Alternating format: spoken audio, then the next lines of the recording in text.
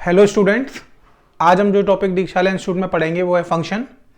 Last class में हमने ये पढ़ लिया था कि फंक्शंस क्या होते हैं और हमने ये पढ़ा था कि ऑपरेशन ऑफ फंक्शंस क्या होते हैं, रियल फंक्शंस। फिर हमने काइंड्स ऑफ फंक्शंस पढ़ा था। आज हम उसके आगे के कंटिन्यू करेंगे। उसके आगे का जो टॉपिक है वो है कंपोजिशन ऑफ फंक्शंस। तो आज जो टॉपिक हम डिस्कस करने जा रहे हैं वो है composition of functions.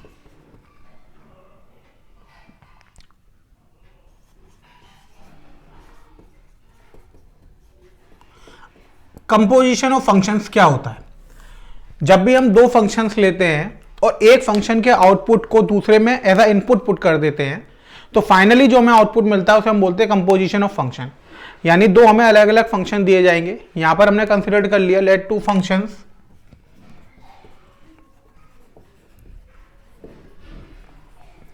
f and g। here function f defines from a to b and function g defines from b to c। here function f defined from a to b and function g defined from b to c.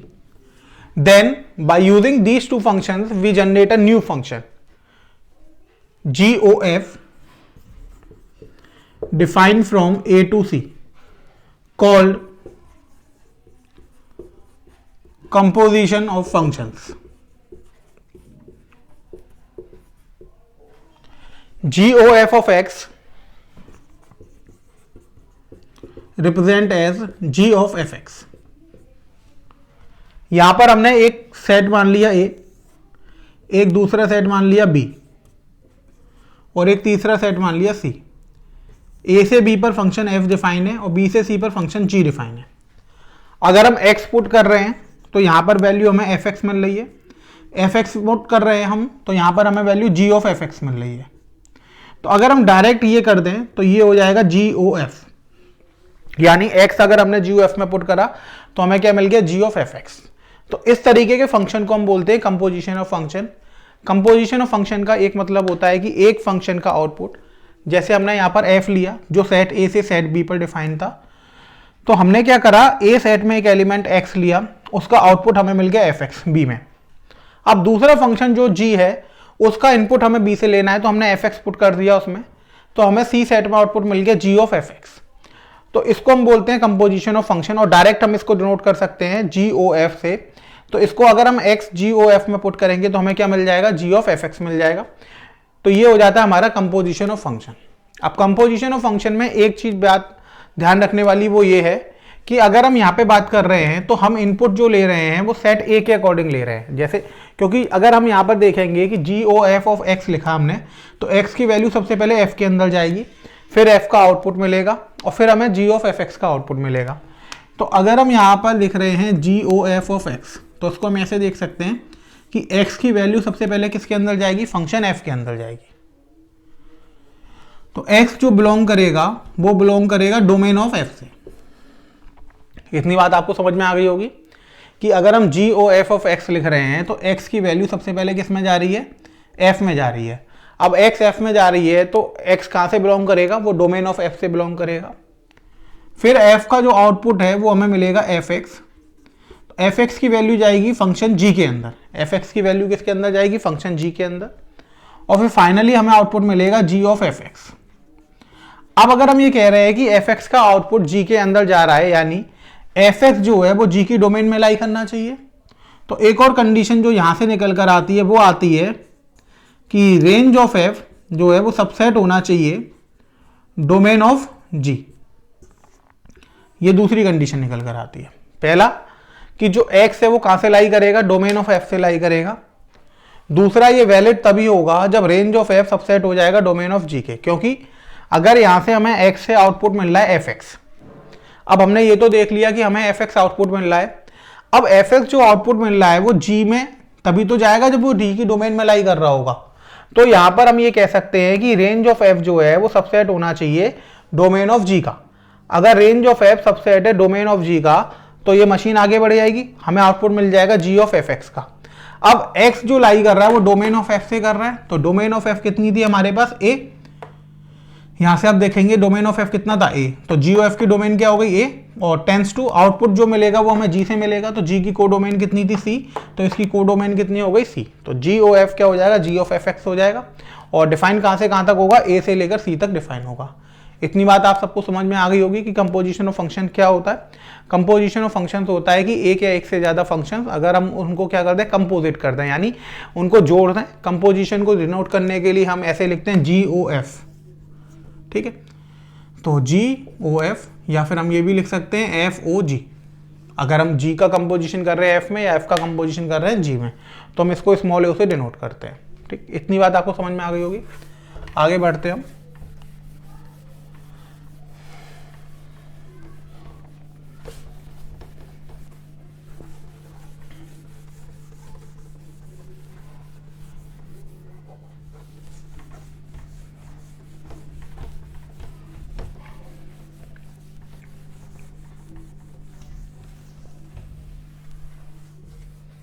अब आप देखेंगे कि composition of function में मैंने आपको बता दिया कि कंपोजिशन ऑफ फंक्शन क्या होता है। अब मैंने आपको जी ओ एफ बता दिया।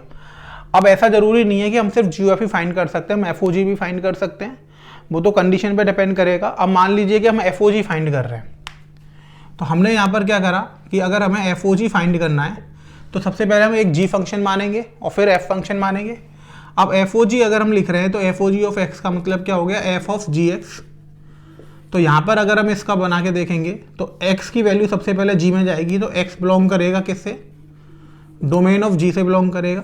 फिर इसका आउटपुट हमें gx मिलेगा जो f में जाएगा, और फिर हमें फाइनली आउटपुट मिल जाएगा f ऑफ gx।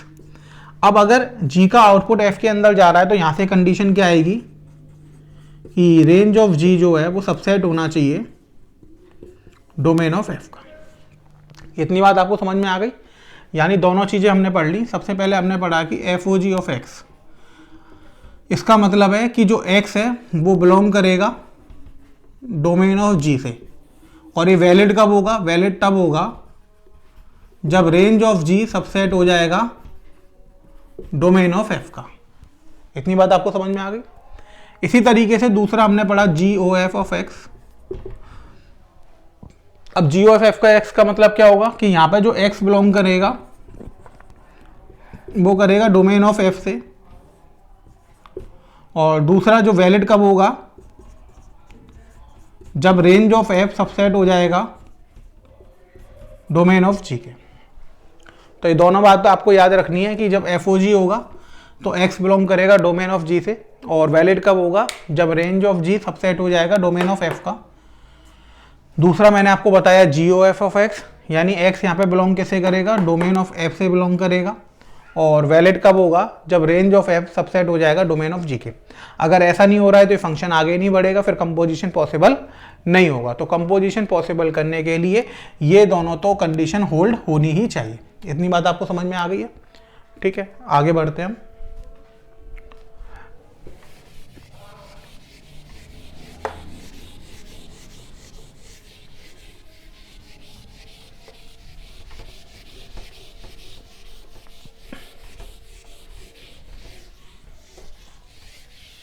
अब देखिए कंपोजिशन ऑफ फंक्शन, हमें इतना तो पढ़ लिया हमने कि कंपोजिशन ऑफ फंक्शन होता क्या है, क्या इसकी कंडीशन होती है, कब ये वैलिड होता है, कब इनवैलिड होता है। ठीक है, अब इसके ऊपर हम एक दो या एग्जांपल देखते हैं जिससे आपको क्लियर हो जाएगा कि इसमें किस टाइप के क्वेश्चन आते हैं और उन्हें हम कैसे सॉल्व करेंगे। तो क्वेश्चन नंबर 1 हम लेते हैं। क्वेश्चन नंबर हमने मान लिया कि एक फंक्शन f है जो r से r पर डिफाइन है, और f(x) की जो वैल्यू है वो हमें x² दे रखी है।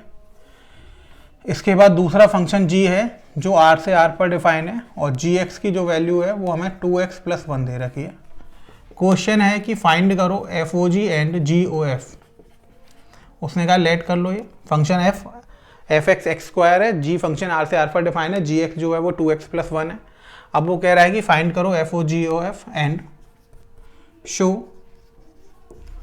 F O G not equals to G O F. तो यहाँ पे हमें दो क्वेश्चन दिए गए हैं। पहला हमें ये बताया गया कि एक फंक्शन f है जो रियल से रियल पर डिफाइन है, ठीक, और जो फंक्शन f(x) है वो x² है। दूसरा फंक्शन g है जो भी रियल से रियल पर डिफाइन है, gx जो है वो 2x + 1 है। अब हमें एफ ओ जी और जी ओ एफ दोनों निकाल कर बताने हैं, और इसके बाद हमें ये दिखाना है कि एफ ओ जी जी ओ एफ के इक्वल नहीं होगा।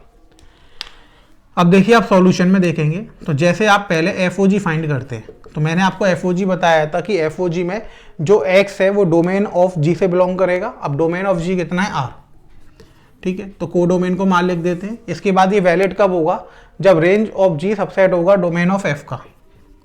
वैलिड कब होगा, जब रेंज ऑफ जी सबसेट हो जाएगा डोमेन ऑफ एफ। अब यहाँ पे रेंज ऑफ जी कोडोमेन का ही पार्ट होगा। अब यहाँ पे डोमेन ऑफ एफ क्या है, आर है। यहाँ पे रेंज ऑफ जी हमें पता नहीं है क्या होगा, लेकिन कोडोमेन अगर हम मैक्सिमम भी मान ले तो आर, आर आर का सबसेट होता है, यानी ये कंडीशन फुलफिल कर रही है, तो हम एफ ओ जी फाइंड कर सकते हैं।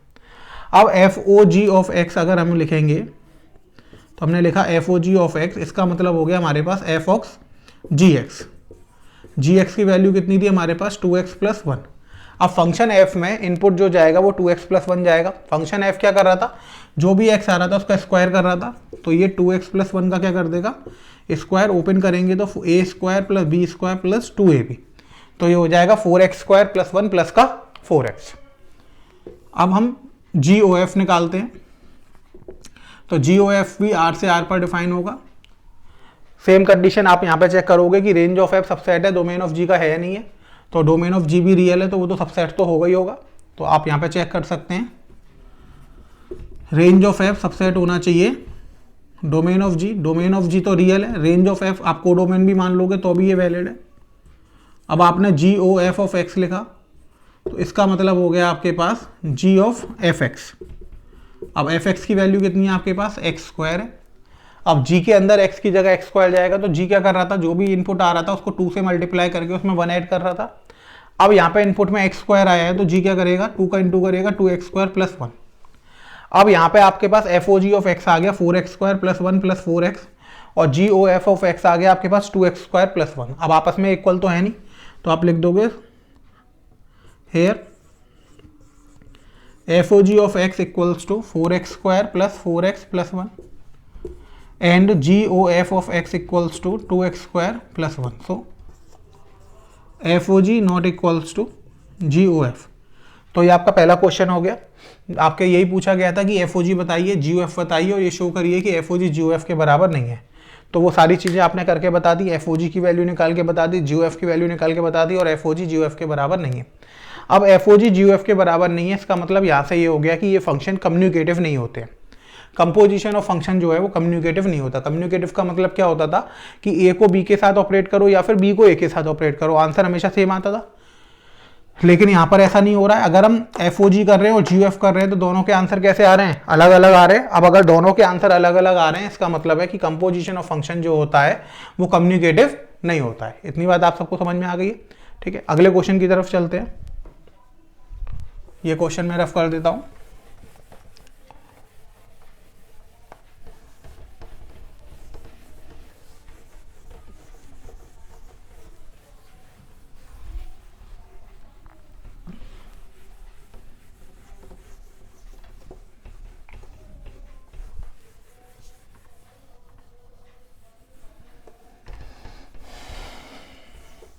अगला क्वेश्चन हम देखते हैं। तो अगले क्वेश्चन में हम मान लेते हैं कि f फंक्शन r से r पर डिफाइन है, f(x) जो है वो sin x है, और दूसरा फंक्शन g भी r से r पर डिफाइन है, gx जो है वो x² है। अब आपको फाइंड करना है FOG and GOF। Find FOG and GOF। अब आप देखेंगे कि f फंक्शन r से r पर डिफाइन है, g फंक्शन भी r से r पर डिफाइन है, यानी f फंक्शन की डोमेन भी r है और g फंक्शन की डोमेन भी r है। अब जो r है वो तो मैक्सिमम वैल्यू है, यानी ऐसी कोई भी वैल्यू नहीं है जो इसके अंदर नहीं जा सकती है, और दोनों फंक्शन की कोडोमेन भी r है, यानी ये वैलिड तो होगा ही होगा। जो रेंज है वो हमेशा डोमेन का क्या होगा, सबसेट होगा। अब आप डायरेक्ट यहाँ पे FOG फाइंड कर लीजिए, चेक करने की जरूरत इसमें नहीं है। FOG अगर आप फाइंड करेंगे तो FOG ऑफ x को आप क्या लिखेंगे, f ऑफ gx। gx की वैल्यू कितनी है, x², ठीक है। अब f के अंदर जाएगा तो साइन ऑफ क्या हो जाएगा, ये x², यानी साइन x² हो जाएगा। सेकेंड आप फाइंड करिए GOF ऑफ x, ये हो जाएगा आपका g of fx, g of sine x। g function क्या कर रहा था, जो भी वैल्यू आ रही थी उसका स्क्वायर कर रहा था, तो ये क्या कर देगा, साइन x का स्क्वायर कर देगा। साइन एक्स का होल का स्क्वायर होगा तो हम इसे साइन स्क्वायर एक्स लिख सकते हैं, ठीक है। यहाँ पे भी ये साइन एक्स स्क्वायर आया था, साइन स्क्वायर एक्स आया था, एफ ओ जी जी एफ के बराबर नहीं है, लेकिन ये पूछा नहीं है यहाँ पर तो हमें बताने की जरूरत नहीं है। यहाँ पे हमसे यही पूछा था कि एफ ओ जी और जी एफ की वैल्यू बताओ, वो हमने निकाल के बता दी। जो एफ ओ जी की वैल्यू है वो साइन ऑफ एक्स स्क्वायर आ रही है और जी एफ की वैल्यू जो आ रही है वो साइन स्क्वायर एक्स आ रही है। तो ये बहुत ही आसान है, आपने देखा होगा। तो मैंने आपको बहुत ही आसान तरीका बता दिया है कि इसमें आपको ज़्यादा दिमाग नहीं लगाना है, आपको सिर्फ ये चेक करना है कि वो वैलिड है या नहीं है। अब वैलिड है तो आपको एक ही चीज़ है वैलिड के लिए चेक करनी है कि रेंज ऑफ, इसमें आपको range of G domain of F देखना है, इसमें range of F domain of G देखना है। अगर ऐसा है तो वैलिड है। इसके बाद इसकी डोमेन और रेंज लिखनी है, तो जो एक्स है वो डोमेन ऑफ जी से बिलोंग करेगा और को डोमेन तो आप आर लिख सकते हैं। सिमिलरली यहाँ पर है कि एक्स जो है वो डोमेन ऑफ एफ से बिलोंग करेगा, ठीक है। तो यहाँ पे आप लिख सकते हैं कि जी ओ एफ जो फंक्शन है, तो डोमेन ऑफ एफ कितना था आर, तो आर से आर पर डिफाइन हो जाएगा। इसी तरह F O G domain of G कितना था आर, तो ये फंक्शन भी आर से आर पर डिफाइन हो जाएगा। इतनी बात आप सबको समझ में आ गई। अगले क्वेश्चन की तरफ चलते हैं।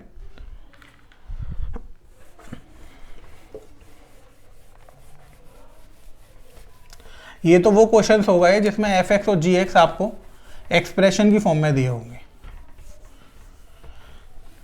अब ऐसा हमेशा नहीं होगा कि जो क्वेश्चन है वो एक्सप्रेशन की फॉर्म में दिया हो। अगर न्यूमेरिकल वैल्यूज की फॉर्म में दिया है तो आप उसको कैसे सॉल्व करेंगे वो देखिए।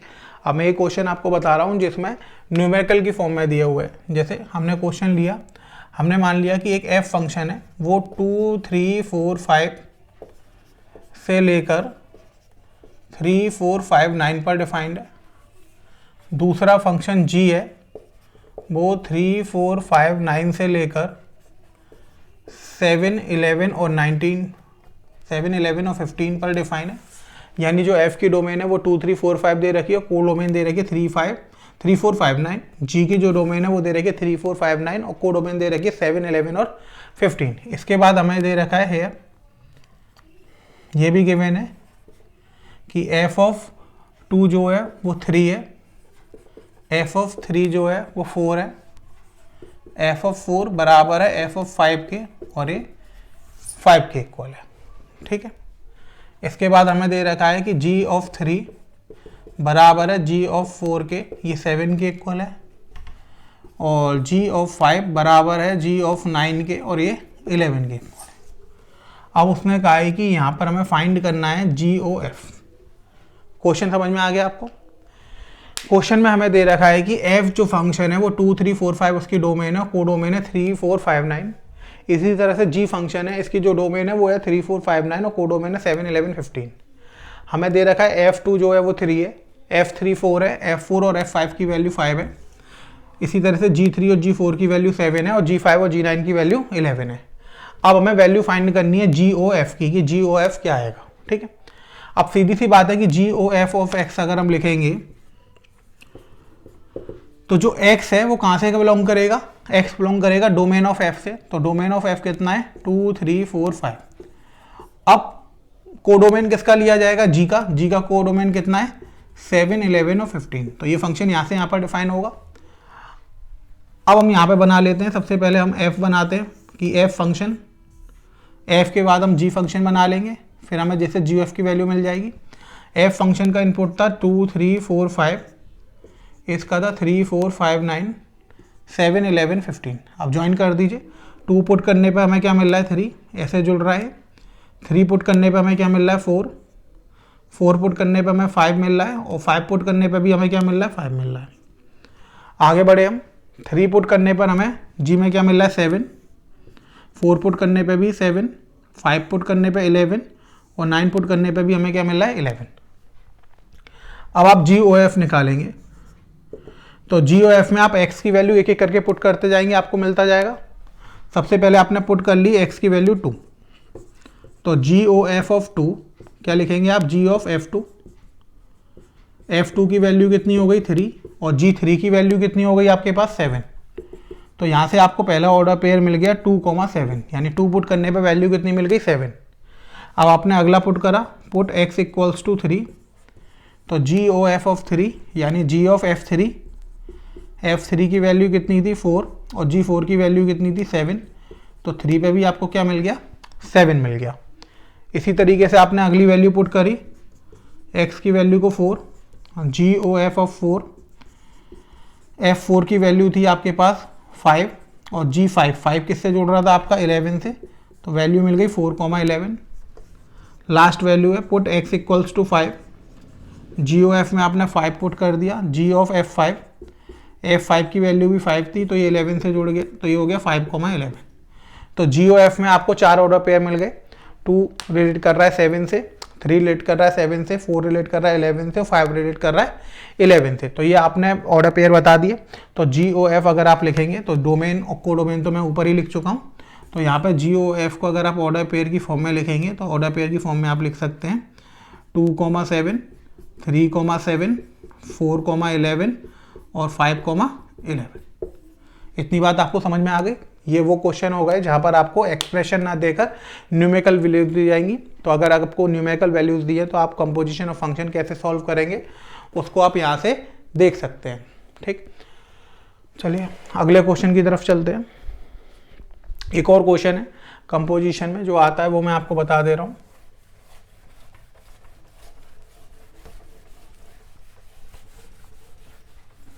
बस आप ये ध्यान रखिएगा कि अगर आपके कॉन्सेप्ट्स क्लियर हैं तो कहीं भी कोई भी क्वेश्चन करने में कुछ भी दिक्कत नहीं आने वाली है। सारे क्वेश्चन काफ़ी इजी तरीके से हो जाते हैं। बस आपको अपने कॉन्सेप्ट क्लियर रखने हैं। कॉन्सेप्ट्स आपके तभी क्लियर होंगे जब आप थ्योरी को बहुत ध्यान से पढ़ेंगे। तो जो भी मैं पढ़ा रहा हूँ उसको आप बहुत ध्यान से पढ़िए, साथ में पढ़िए, और फॉर्मूलेज और जितने भी इसके की कॉन्सेप्ट है या मैं नोट बनवा के पॉइंट्स को लिखता हूँ तो उनको साथ के साथ नोट करते हुए चलिए और रिवीजन करते हुए चलिए उनका। एक और क्वेश्चन हम लेते हैं। हमने मान लिया कि f फंक्शन r से r पर डिफाइन है, fx जो है वो x² + 2 है। ठीक है, जो f फंक्शन है वो r से r पर डिफाइन है, fx कितना है x² + 2। अब हमने एक और माना कि g फंक्शन जो है वो r-1 से r पर डिफाइन है और जो gx फंक्शन है वो है x/x-1। अब उसने कहा है कि फाइंड करो आप FOG। ठीक, अब फाइंड हमें क्या करना है, FOG फाइंड करना है। अब FOG फाइंड करना है तो देखिए कि सॉल्यूशन में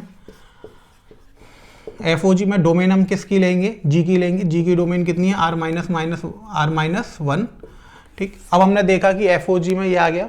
अब g की रेंज कितनी है, r रियल का सबसेट होगी, f की डोमेन r है यानी वो वैलिड होगा। टेंस टू ये किससे जुड़ जाएगा, r से।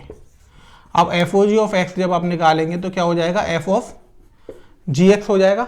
gx की वैल्यू कितनी है, वो है x/x-1। फंक्शन f के अंदर जाएगी। फंक्शन f क्या कर रहा है, जो भी वैल्यू आ रही है उसका स्क्वायर कर रहा है और उसमें प्लस क्या कर दे रहा है, 2 कर दे रहा है। तो अब इसमें क्या हो जाएगा, x/x-1 का होल स्क्वायर + 2, तो x² का होल स्क्वायर + 2। ये इसका आंसर हो जाएगा। FOG ऑफ x कंपोजिशन हो जाएगा और डोमेन इसकी हो जाएगी r-1 और को डोमेन आपकी r हो जाएगी। तो इस तरीके के भी क्वेश्चन आते हैं यहाँ पर कि हम वैल्यू भी दे सकते हैं एक्सप्रेशन के साथ में। तो आपको अब कंपोजिशन ऑफ फंक्शन बिल्कुल क्लियर हो गया होगा कि हम कैसे इस क्वेश्चंस को अटेम्प्ट करते हैं। अब बात आता है कि हमने कंपोजिशन ऑफ फंक्शंस तो पढ़ ली, इसकी प्रॉपर्टीज क्या होती हैं। तो अब हम जो अगला टॉपिक पढ़ने जा रहे हैं वो हम पढ़ने जा रहे हैं properties of composition of functions.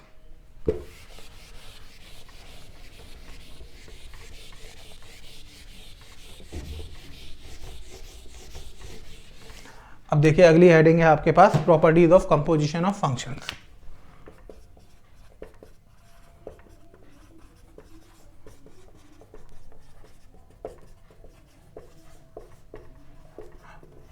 बहुत ही इंपॉर्टेंट टॉपिक है। प्रॉपर्टीज क्या होती हैं कंपोजिशन ऑफ फंक्शन की, एक एक करके हम सारी प्रॉपर्टीज को डिस्कस करेंगे। आप अच्छे से समझते जाइएगा। पहली प्रॉपर्टी,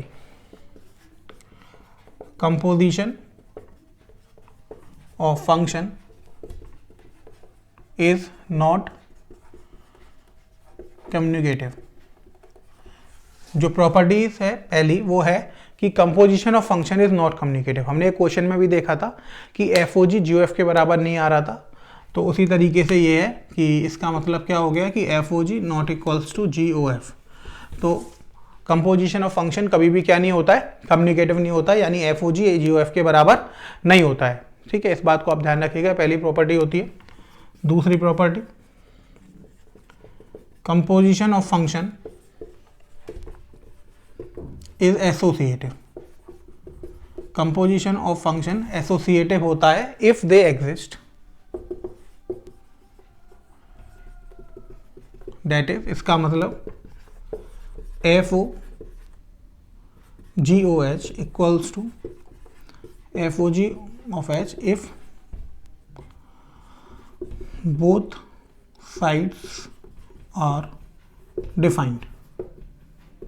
तो इसका मतलब ये हो गया कि जो कंपोजिशन ऑफ फंक्शन है वो एसोसिएटिव होता है। अगर एफ जी एच, हमने 3 फंक्शन ले लिए, एक एफ, एक जी और एक एच। अगर F O G O H defined है और F O G O H भी डिफाइंड है, तो इन दोनों के जो आंसर्स हैं कंपोजिशन के वो कैसे आएंगे, सेम आएंगे, क्योंकि यहाँ पे ऑर्डर चेंज नहीं हो रहा है, ऑर्डर सेम है। सिर्फ पहले यहाँ पे हम जी ओ एच का कंपोजिशन कर रहे हैं, फिर एफ के साथ कर रहे हो, यहाँ पे एफ ओ जी का कंपोजिशन कर रहे हैं, फिर उसमें एच की वैल्यू पुट कर रहे हैं। तो जो लिखने का ऑर्डर है वो चेंज नहीं हो रहा है, इसलिए जो कंपोजिशन की वैल्यू आएगी वो सेम आएगी। कम्युनिकेटिव में क्या हो रहा था कि ऑर्डर चेंज हो रहा था, पहले एफ आ रहा था, दूसरे में जी आ गया था, तो जहां भी ऑर्डर चेंज हो जाएगा वह कंपोजिशन की वैल्यू जो होगी वो सेम नहीं आएगी, वो अलग आएगी। तो कंपोजिशन ऑफ फंक्शन कम्युनिकेटिव नहीं होता है लेकिन एसोसिएटिव होता है। थर्ड प्रॉपर्टी है composition of functions, composition of bijection functions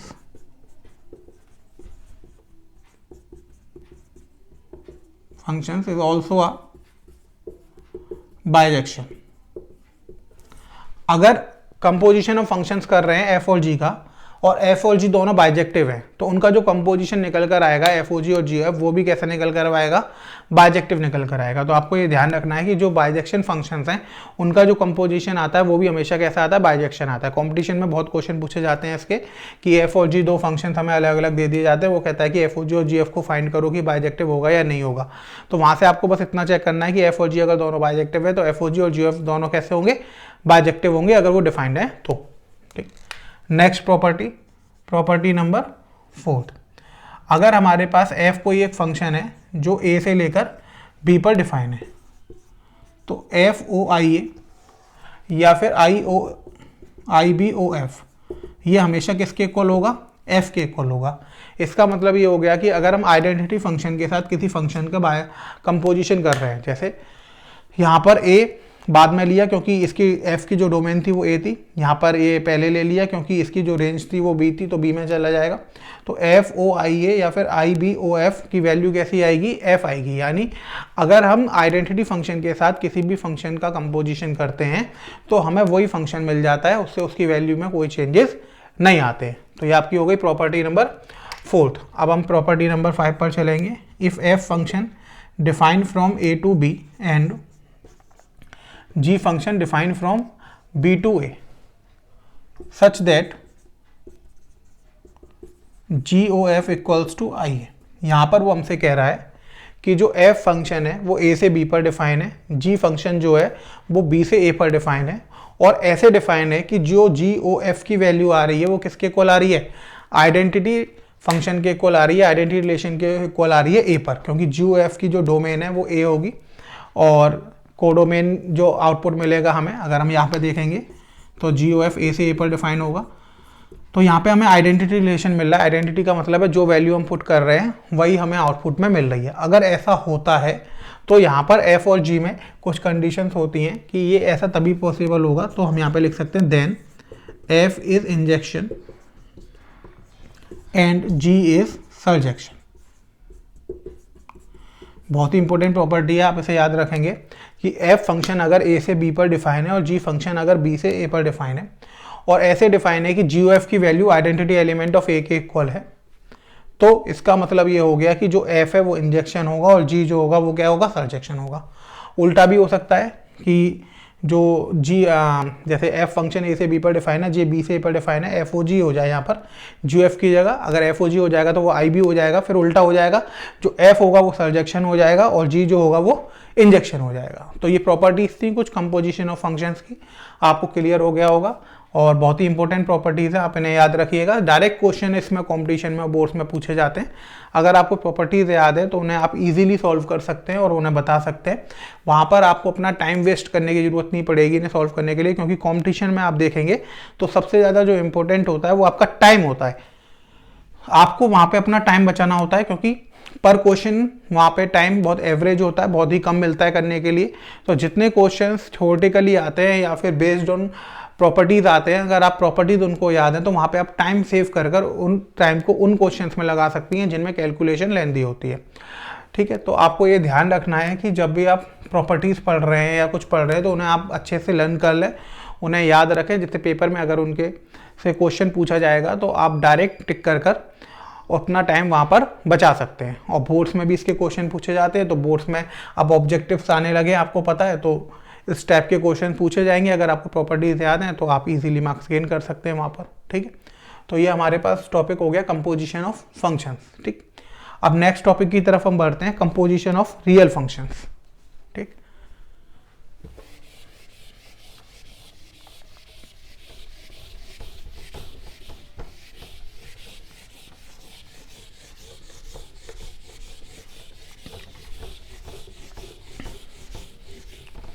अब अगला जो टॉपिक हम पढ़ने जा रहे हैं वो है कंपोजिशन ऑफ रियल फंक्शंस।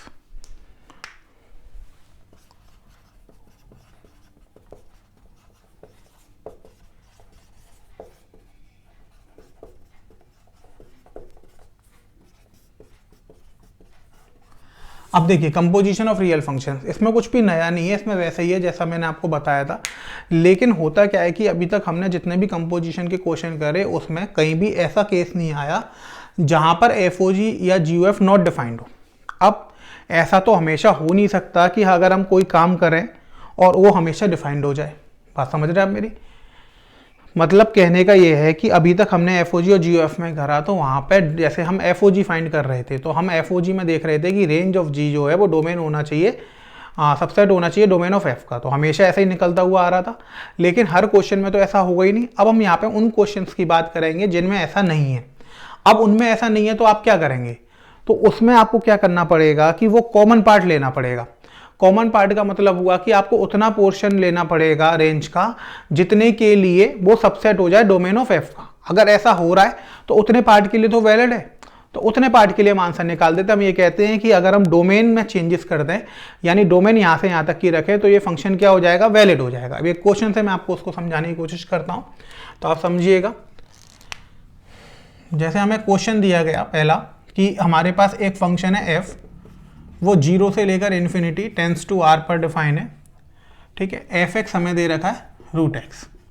एक और फंक्शन है जी, जो फंक्शन आर से आर पर डिफाइन है, और जी एक्स हमें जो फंक्शन दे रखा है वो दे रखा है माइनस एक्स स्क्वायर माइनस 1। अब यहाँ पर उसने कहा कि फाइंड करो F O G and G O F. ठीक है, क्वेश्चन आपको समझ में आ गया होगा। क्वेश्चन हमसे ये कह रहा है कि हमारे पास एक फंक्शन एफ है जो 0 से इन्फिनिटी टेंस टू आर पर डिफाइन है, और एफ एक्स हमारे पास कितना लिख रहा है? रूट एक्स लिख रहा है।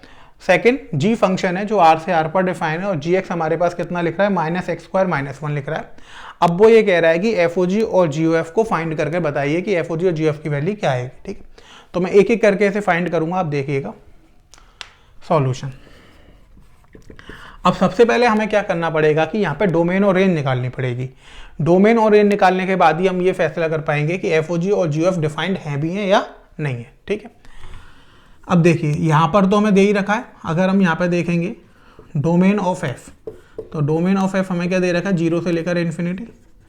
अब हमने रेंज ऑफ एफ निकाला, तो रेंज ऑफ एफ यानी एफ एक्स है रूट एक्स, तो रूट एक्स मैंने आपको फंक्शन में पढ़ाया था कि स्क्वायर रूट फंक्शन की जो डोमेन होती है वो 0 से इन्फिनिटी और रेंज भी 0 से इन्फिनिटी होती है। तो यहाँ पे आप मेंशन कर देंगे कि इसकी रेंज भी क्या है? 0 से इन्फिनिटी। अब आप चलते हैं डोमेन ऑफ जी।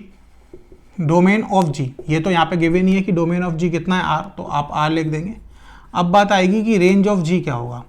अब आप देखेंगे कि यहाँ पर एक्स की वैल्यू आप रियल कुछ भी पुट कर रहे हैं। आप रियल में अगर देख रहे हैं तो एक्स की वैल्यू जो है वो बिलोंग कर रही है रियल से, यानी एक्स स्क्वायर की वैल्यू जो होगी वो किससे बड़ी हो जाएगी? 0 से बड़ी हो जाएगी हमेशा, क्योंकि कोई भी रियल नंबर हम डालेंगे अगर हम उसका स्क्वायर करते हैं तो उसका स्क्वायर हमेशा कैसा आता है? पॉजिटिव आता है, 0 से बड़ा आता है। माइनस एक्स स्क्वायर करेंगे तो ये वैल्यू किससे छोटी हो जाएगी? 0 से छोटी हो जाएगी।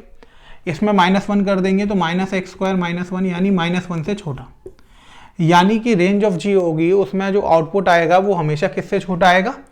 -1 से छोटा आएगा। अब -1 से छोटा आएगा तो इसको हम लिख सकते हैं कि माइनस इन्फिनिटी से लेकर -1 और -1 इंक्लूड होगा। इतनी बात आप सबको समझ में आ गई। यहाँ से आपने डोमेन ऑफ एफ निकाल लिया, range of F, domain of G और रेंज ऑफ जी। सबसे पहले आपको ये करना है। अब देखिए सबसे पहले हम एफ ओ जी की बात कर रहे हैं, हम एफ ओ जी निकाल रहे हैं। ठीक है, अब एफ ओ जी की बात कर रहे हैं तो ये वैलिड कब होगा, जब जी जो है वो लाई करेगा डोमेन ऑफ मतलब जो एक्स है, F O G of X अगर हम देखेंगे तो एफ ओ जी की अगर हम बात करेंगे तो जो डोमेन होगी इसकी, जो डोमेन होगी एफ ओ जी की वो क्या होगी, वो बराबर होगी डोमेन ऑफ जी के। फिलहाल अगर हम मान लें कि हम यहाँ पे एक्स पुट कर रहे हैं तो एक्स की जो वैल्यू होगी वो डोमेन ऑफ जी से करेगी। अब ये वैलिड कब होगा, ये वैलिड तब होगा जब रेंज ऑफ जी सबसेट हो जाएगा डोमेन ऑफ एफ का, यही हो जाएगा। अब रेंज ऑफ जी कितना था, रेंज ऑफ जी था आपका -∞ से -1 और डोमेन ऑफ एफ कितना था 0 से लेकर इन्फिनिटी। अब ऐसी कोई एक्स की वैल्यू यहां पर आपको दिख रही है जो इन दोनों में कॉमन हो, वो ये कह रहा है कि जो जी की रेंज है वो हमेशा किससे छोटी होगी, -1 से छोटी होगी। एफ कह रहा है कि वो जो इनपुट लेगा वो हमेशा किससे बड़ा लेगा, 0 से बड़ा लेगा। यानी इन दोनों में कोई भी वैल्यू कॉमन नहीं है। अब वैल्यू कॉमन नहीं है तो ये आगे प्रोसेस नहीं कर सकता। हम यहां पे क्या लिख देंगे, F O G is not defined. इतनी बात आपको समझ में आ गई। अगर इसमें कुछ कॉमन होता तो हम उस कॉमन पोर्शन के लिए आगे बढ़ सकते थे, लेकिन वो ये कह रहा है कि ये -1 से छोटा है और वो ये कह रहा है कि 0 से, तो ये सबसेट कभी बन ही नहीं सकता। अब सबसेट कभी बन ही नहीं सकता, ना कुछ वैल्यूज के लिए बन सकता, तो हम यहाँ पे लिख देंगे कि F O G is not defined. किसी भी केस में एफ ओ जी डिफाइंड नहीं है, ठीक है। इसको आप इस तरीके से भी देख सकते हैं कि जब आप F O G of X find कर रहे हैं तो एक्स की वैल्यू सबसे पहले जी में जाएगी, फिर आउटपुट आपको जी एक्स में मिलेगा, फिर वो एफ में जाएगी, फिर एफ ऑफ जी एक्स मिलेगा। अब देखिए एक्स की वैल्यू जी में जा रही है तो डोमेन ऑफ जी कितना है, आर, तो आप एक्स बिलोंग करा सकते हैं आर से। जी गया, जी एक्स आउटपुट मिल गया आपको, तो जी एक्स बिलोंग करेगा -∞ से -1। अब ये वैलिड तभी होगा जब ये इसका सबसेट होगा डोमेन का। अब एफ की अगर आप डोमेन ऑफ एफ देखेंगे तो डोमेन ऑफ एफ में आपने लिखा था कि डोमेन ऑफ एफ कितना आ रहा था आपके पास, 0 से लेकर इन्फिनिटी। डोमेन ऑफ एफ था आपके पास 0 से लेकर इन्फिनिटी, तो इसकी कोई भी वैल्यू इसमें नहीं आ रही थी। इसका मतलब ये प्रोसेस अब आगे नहीं बढ़ सकता, आगे नहीं बढ़ सकता, तो आप क्या लिख देंगे, F O G is not defined. ठीक है, आगे चलते हैं। अब एफ ओ जी के बाद हम जी ओ एफ की बात करते हैं कि जी ओ एफ में क्या होगा। तो एफ ओ जी तो आपका नॉट डिफाइंड आ गया। अब हम जी ओ एफ निकालेंगे। अब देखिए जी ओ एफ ऑफ एक्स, तो एक्स सबसे पहले किसके अंदर जाएगा, एफ के अंदर। आउटपुट में हमें मिलेगा एफ एक्स, फिर वो वैल्यू जी के अंदर जाएगी, फिर हमें मिलेगा जी ऑफ एफ एक्स। तो एक्स बिलोंग करेगा डोमेन ऑफ एफ से 0 से लेकर इन्फिनिटी। एफ एक्स का आउटपुट क्या था हमारे पास, रेंज ऑफ एफ, ये भी बिलोंग करेगा 0 से लेकर इन्फिनिटी। जी की डोमेन क्या थी, आर थी। ये 0 से लेकर इन्फिनिटी का आउटपुट दे रहा है और ये डोमेन में क्या ले रहा है, आर। तो हम यहाँ पे लिख सकते हैं कि रेंज ऑफ एफ जो है वो सबसेट है डोमेन ऑफ जी का। तो ये वैलिड हो गया। अब वैलिड हो गया तो हम निकाल सकते हैं आंसर। तो हम यहाँ पे लिखेंगे जी ओ एफ ऑफ एक्स यानी जी ऑफ एफ एक्स। अब एफ एक्स की वैल्यू कितनी थी आपके पास, √x। अब जी क्या कर रहा है, जो भी वैल्यू आ रही है उसका स्क्वायर करके माइनस कर रहा है और -1 से माइनस कर देता है, माइनस √x का स्क्वायर -1, तो ये हो जाएगा आपका -x -1। इतनी बात आपको समझ में आ गई।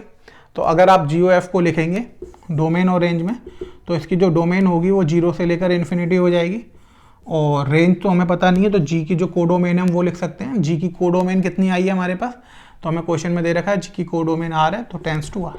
ये आपका क्वेश्चन सॉल्व हो गया। तो यहाँ पर आपने देखा कि एफ ओ जी डिफाइन नहीं था, यानी ऐसे भी क्वेश्चन आएंगे जहाँ पर एफ ओ जी डिफाइन नहीं होगा और जी ओ एफ डिफाइंड होगा और उसकी हम वैल्यू को निकाल पाएंगे। ठीक, तो मैं आपको एक और क्वेश्चन करा रहा हूँ इस टाइप का, उससे आपको और क्लियर हो जाएगा कि हम ऐसे क्वेश्चंस को कैसे सॉल्व करते हैं।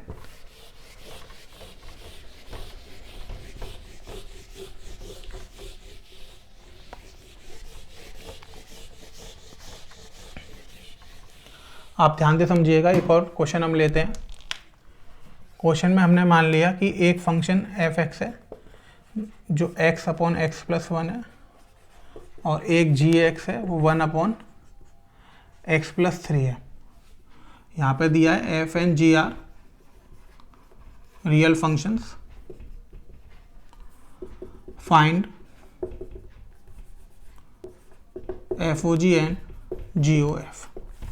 अब यहाँ पर f और g जो है वो रियल फंक्शंस हैं, यानी डोमेन भी रियल मान लीजिए, कोडोमेन भी रियल मान लीजिए, दोनों हमें निकाल नहीं है अब इसमें। और हमें एफ एक्स जो फंक्शन डिफाइन है वो x अपॉन एक्स प्लस 1 से डिफाइन है और जी एक्स जो फंक्शन है वो 1 अपॉन एक्स प्लस 3 से डिफाइन है। अब हमें एफ ओ जी और जी एफ निकालने हैं। अब एफ ओ जी और जी ओ एफ निकालने के लिए सबसे पहले हमें डोमेन और रेंज निकालने पड़ेंगे एफ और जी के। तो हम डोमेन और रेंज निकालते हैं। सबसे पहले मैं एफ को लेकर चलता हूँ सॉल्यूशन में। अब जो हमारे पास एक तो मैं निकाल रहा हूँ डोमेन ऑफ एफ और डोमेन ऑफ एफ और रेंज ऑफ एफ।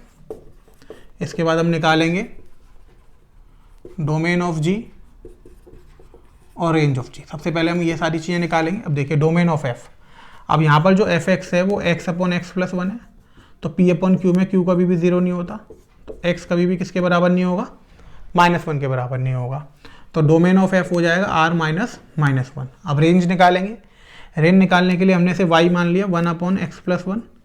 ये हो जाएगा आपका X Y plus Y equals to X, तो y equals to X minus X Y, तो y upon 1 minus Y equals to X, तो 1 minus Y not equal to 0, यानी y not equals to 1। तो range क्या आ जाएगी आपकी, range इसकी आ जाएगी रियल -1। ये आपकी एफ फंक्शन की डोमेन और रेंज आ गई। अब जी की आप निकालेंगे। जी एक्स है 1 अपॉन एक्स प्लस 3, डोमेन के लिए x plus 3 not equal to 0, तो x नॉट इक्वल्स टू -3। तो डोमेन ऑफ जी कितना आ जाएगा आपका, डोमेन ऑफ जी आ जाएगा r -3। अब रेंज ऑफ जी निकालेंगे आप। रेंज ऑफ जी निकालने के लिए से आप y के इक्वल मान लेंगे, y 1 upon X plus 3, X Y plus 3y equals to 1, X Y equals to 1 minus 3y, X equals to 1 minus 3y upon y। तो यहाँ से आ जाएगा y नॉट इक्वल्स टू 0, तो ये आ जाएगा रियल -0। इतनी बात आप सबको समझ में आ गई होगी कि डोमेन ऑफ एफ हमारे पास आ गया r -1। रेंज ऑफ एफ हमने निकाला, तो रेंज निकालने के लिए y के इक्वल मान लेते हैं। क्रॉस मल्टीप्लाई करा एक्स वाई, 1 में करा y का इक्वल टू एक्स, एक्स अभी ये टर्म जो था वो फंक्शन ऑफ एक्स था, फंक्शन ऑफ y में हमने कन्वर्ट कर दिया, फंक्शन ऑफ y में कन्वर्ट कर दिया, तो ये 1 माइनस वाई नीचे आ गया क्योंकि इधर जाके नेगेटिव का हो जाएगा, तो y नॉट इक्वल्स टू 1 आ गया। सिमिलरली हमने g की डोमेन और g की रेंज निकाल ली। इतनी बात आपको समझ में आ गई होगी। अब यहाँ से हमें ये पता लग गया कि f की डोमेन क्या है, f की रेंज क्या है, फिर g की डोमेन क्या है और g की रेंज क्या है। अब इसके बाद हम एफ ओ जी निकालते हैं। ठीक है, अब आप देखिएगा, सबसे पहले हम F O G of X निकालते हैं। तो x की वैल्यू सबसे पहले किस में जाएगी, g में, फिर हमें आउटपुट मिलेगा जी एक्स, फिर वो वैल्यू जाएगी f में, फिर हमें आउटपुट मिलेगा f ऑफ जी एक्स। अब x की वैल्यू g में जा रही है तो डोमेन ऑफ g से बिलोंग करेगा, तो ये बिलोंग करेगा r -3 से। इसकी वैल्यू g में चली गई, जी एक्स का आउटपुट जो हमें मिलेगा वो मिलेगा r -0। अब f की जो डोमेन है हमारे पास, f की डोमेन है r -1। अब ये यहाँ पे आके रुक गया। अब हो क्या रहा है कि जो g की रेंज है वो r -0 आ रही है और f की जो डोमेन है वो r -1 है, यानी अब ये सबसेट नहीं रहा, क्योंकि वो तो कह रहा है कि मैं 0 को छोड़ के सारी वैल्यूज दूंगा। जी वह क्या कह रहा है हमसे कि हम 0 को छोड़ के सारी वैल्यूज देंगे। f कह रहा है कि हम -1 नहीं ले सकते। अब g की जो आउटपुट है उसमें -1 आ रहा है, लेकिन f के डोमेन में -1 नहीं है, तो ये फंक्शन वैलिड कब होगा, ये फंक्शन वैलिड तब होगा जब gx नॉट इक्वल्स टू -1 आएगा। gx कभी -1 नहीं देगा। तो अब हमें क्या करना पड़ेगा, वो x हटाना पड़ेगा जिसके लिए gx क्या दे रहा है, -1 दे रहा है। तो gx not equals to -1, 1 upon X plus 3 not equals to -1, 1 not equals to -x -3, 4 not equals to -x, तो x नॉट इक्वल्स टू -4। अब यहाँ से हमारे पास निकल कर आ गया कि हम x की वैल्यू को क्या नहीं ले सकते, -4 नहीं ले सकते। अब अगर हम x की वैल्यू को -4 ना लें तो हमने क्या करा, डोमेन में चेंज कर दिया। अब डोमेन को हमने लिख दिया रियल -3 -4। अब -4 ही नहीं लेंगे तो ये ना तो 0 वैल्यू देगा, अब ये भी चेंज हो जाएगा, ये हो जाएगा r -1 और 0। अब ये वैलिड हो जाएगा, वैलिड हो जाएगा तो हमें आंसर मिल जाएगा। ठीक है, तो अब हम यहाँ पे लिखेंगे तो F O G of X, तो इसकी जो डोमेन हो जाएगी वो हो जाएगी रियल -3 -4 और टेंस टू r। इतनी बात आपको समझ में आ गई, रियल -3 -4 टेंस टू r। अब वैल्यू आप निकाल सकते हैं, F O G of X निकालेंगे तो ये कितना हो जाएगा, F of G X. G X की वैल्यू कितनी थी, तो एफ के अंदर आप रखेंगे 1 अपॉन एक्स प्लस 3। तो एफ के अंदर ऐसा इनपुट जाएगा, एफ क्या कर रहा था, जो भी इनपुट आ रहा था उसको ऊपर लिख रहा था न्यूमरेटर में और डिनोमिनेटर में उसमें 1 ऐड कर रहा था। तो यहाँ से कितना हो जाएगा 1 अपॉन एक्स प्लस 3 और डिनोमिनेटर में 1 upon X plus 3 plus 1। LCM ले लीजिए, 1 अपॉन एक्स प्लस 3, नीचे 1 प्लस एक्स प्लस 3 अपॉन में एक्स प्लस 3 कैंसिल आउट हो गया, तो हो जाएगा 1 अपॉन एक्स प्लस 4। तो ये आपके पास F O G of X की वैल्यू आ गई। डोमेन और रेंज हमने पहले ही ऊपर लिख दिया था, तो ये F O G of X हो गया। समझ में आ गया आपको कि हमें क्या करना होगा कि वो पोर्शन हटा देना पड़ेगा जिसके लिए फंक्शन वैलिड नहीं है। तो यहाँ पर हमारे पास क्या हो रहा था कि ये -1 आउटपुट दे रहा था, ये -1 ले नहीं रहा, तो हमने क्या करा, वो x हटा दिया जिसके लिए gx -1 आउटपुट देगा। वो x हटते ही सारी चीज़ें क्लियर हो गई, ये फंक्शन डिफाइंड हो गया और हमने उसको सॉल्व कर दिया। ठीक है, अब ये तो हमने फाइंड कर लिया आपका FOG। अब अगला हमें इसमें क्या फाइंड करना था, GOF। तो आप देखिए हम GOF कैसे फाइंड करेंगे। अब हम GOF निकालेंगे, तो देखिए हम GOF, तो सेम वही प्रोसेस चलेगा। सबसे पहले x किसके अंदर जाएगा, f के अंदर जाएगा, आउटपुट fx मिलेगा, फिर वो g के अंदर जाएगा, फिर g ऑफ fx मिलेगा। अब x बिलोंग करेगा डोमेन ऑफ f से, डोमेन ऑफ f कितना था, r -1। ठीक है, अब f का आउटपुट, तो रेंज ऑफ f कितना हो जाएगा हमारे पास, r -1। g की डोमेन कितनी है, डोमेन जी कह रहा है कि r -3, यानी वो -3 को नहीं लेगा। अब यहाँ पे क्या हो रहा है कि f की रेंज में हमें -3 मिल रहा है, लेकिन g मना कर रहा है कि हम -3 इनपुट में नहीं लेंगे। तो ये फंक्शन वैलिड कब होगा, ये फंक्शन वैलिड तब होगा जब fx बराबर नहीं होगा -3 के। अगर fx -3 आउटपुट नहीं देगा तो ये वैलिड हो जाएगा। अब fx -3 नहीं देगा तो fx की वैल्यू कितनी थी, x/x+1 not equals to -3, x not equals to -3x -3, इधर आ जाएगा 4x नॉट इक्वल्स टू -3, तो x नॉट इक्वल्स टू -3/4। तो x की वैल्यू -3/4 के इक्वल नहीं होगी। अब ये डोमेन चेंज हो जाएगी, रियल -1 -3/4, ये भी चेंज हो जाएगा। अब ये हो जाएगा रियल -1, -3। अब ये फंक्शन वैलिड हो जाएगा। तो अब यहाँ पर अगर आप GOF लिखेंगे तो GOF की डोमेन कितनी हो जाएगी, r -1 -3/4, और को डोमेन तो आपकी r ही रहेगी। अब आप वैल्यू निकाल सकते हैं, तो GOF ऑफ x को आप क्या लिखेंगे, g ऑफ fx। fx की वैल्यू थी x/x+1, g फंक्शन क्या कर रहा था, जो भी आ रहा था 1 के डिनोमीटर में उसको लिखकर उसमें 3 ऐड कर रहा था, तो 1/x/x+1 प्लस का 3, एलसीएम ले लेंगे, 1/x+3x+3 अपॉन में x+1, ये ऊपर चला जाएगा, तो x+1 और ये हो जाएगा 4x+3। तो ये आपके पास GOF की वैल्यू आ जाएगी। और GOF डिफाइन कहाँ से कहाँ पर होगा, रियल -1 -3/4 से टेंस टू r, और जे GOF की x की वैल्यू आ गई। समझ में आ गया होगा आपको। तो एक दो टाइप के क्वेश्चन आते हैं, एक तो ये होता है कि FOG और GOF डिफाइंड ही होते हैं। अब डिफाइंड होते हैं तो आप क्या करेंगे, जैसे हमने पहले करा था कि आप देखेंगे कि वो सबसेट हो जाता है, आप उसको वैलिड कर देंगे और सॉल्व कर देंगे। दूसरे टाइप के क्वेश्चन वह आएंगे कि जिसमें हमें चेक करना पड़ेगा कि डिफाइंड है भी है और या फिर नहीं है। अब नहीं है तो प्रॉपर ही नहीं होंगे, जैसे हमने एग्जाम्पल 1 में देखा था कि उसमें तो कोई भी पार्ट कॉमन ही नहीं आ रहा था, तो हम लिख देंगे नॉट डिफाइंड। अब यहाँ पर क्या हो रहा था कि सिर्फ 1 या 2 वैल्यूज या कुछ पार्ट ऐसा होगा जिसके लिए डिफाइंड नहीं होगा, बाकी सबके लिए डिफाइंड होगा। तो जितने पोर्शन के लिए डिफाइंड है आप कॉमन डोमेन निकालेंगे उसकी, उतने पोर्शन के लिए उसे डिफाइंड कर देंगे, और बाकी जिस पोर्शन के लिए नहीं उसे हटा देंगे। जैसे यहाँ पर हमने देखा था तो ये -3 दे रहा था, -3 ले रहा था। अब अगर एक वैल्यू नहीं जा रही है तो हम इसे नॉट डिफाइंड तो नहीं लिख सकते, तो हमने क्या करा, डोमेन में से ही वो एलिमेंट हटा दिया जिसके लिए fx कितना आउटपुट दे, -3, यानी अब fx का भी -3 आउटपुट ही नहीं देगा। अगर हमने -3/4 ऊपर से हटा दिया तो हमें -3 का भी आउटपुट ही नहीं मिलेगा। अब जब -3 का भी आउटपुट ही नहीं मिलेगा तो ये फंक्शन कैसा हो जाएगा, वैलिड हो जाएगा। तो हमने डोमेन में चेंज कर दिया और हमें फंक्शन मिल गया। ठीक है, तो ये आपने आज पढ़ लिया कंपोजिशन ऑफ फंक्शन। तो फंक्शन का बहुत ही इंपॉर्टेंट पार्ट था, बोर्ड और कॉम्पिटिशन में यहाँ से बहुत ही क्वेश्चन पूछे जाते हैं। तो मैंने आपको बिल्कुल क्लियर वे में कंपोजिशन ऑफ फंक्शंस को समझा दिया। तो आज की क्लास हम यहीं पे रोकते हैं। Thank you students.